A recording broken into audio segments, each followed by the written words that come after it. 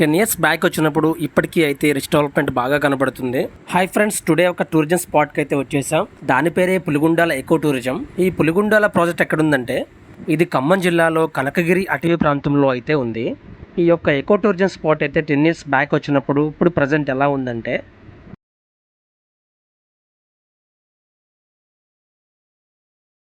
ప్రతిదానికి టికెట్స్ అయితే యాడ్ చేశారు. ఎంట్రీ ఫీజు నుంచి పార్కింగ్ ఫీజు వరకు కూడా. ఇంటి దగ్గర నుంచి 7:30కి అయితే బయలుదేరాం. వచ్చేసరికి 8 దాటిపోయింది.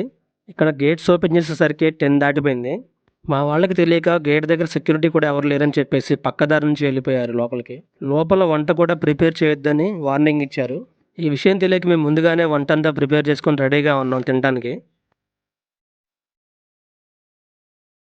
కానీ ఈ లోపే ఒక సెక్యూరిటీ ఆఫీసర్ అయితే వచ్చాడు.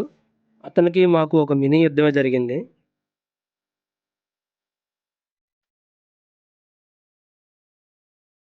ఎందుకంటే వెహికల్స్ లోపలికి నాట్ అలౌడ్ అంట. ఫుడ్ కూడా లోపల ప్రిపేర్ చేయకూడదంట. ఇదంతా తెలియక మేము ఇలా ప్రిపేర్ చేసుకున్నాం. ఏదైనా అప్పటికి ఇప్పటికి చాలా మార్పులు అయితే కనిపించాయి.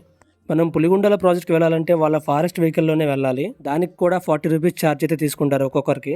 అవి కూడా మొత్తం బ్యాటరీ వెహికల్స్ అనమాట, బస్సులతో సహా కూడా. మీరు ఎప్పుడైనా పులిగుండాల ప్రాజెక్ట్కి రావాలనుకుంటే ముందుగానే వంటంతా ప్రిపేర్ చేసుకొని అయితే లోపలికి రావాలి. మేము చేసిన తప్పు మీరు చేయకండి. అసలు పులిగుండాలకి ఆ పేరు ఎలా వచ్చిందో తెలుసుకుందాం. ఇది 1990లో జలగం ప్రసాదరావు నేతృత్వంలో నిర్మించబడింది.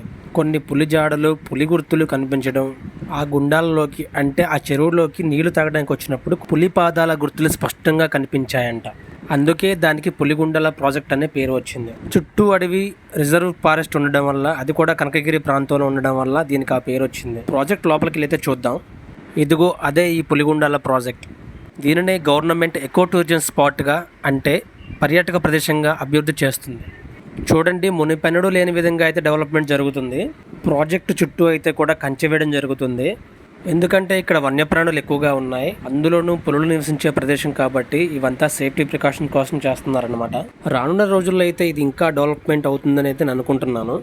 ఎందుకంటే పర్యాటకులకి భోజన వస్తు సౌకర్యం, వెహికల్స్ పార్క్ చేసుకోవడానికి పార్కింగ్ సౌకర్యం, ఇంకా వాష్రూమ్స్ వంటి సౌకర్యాలు కూడా చాలా అయితే ఉన్నాయి.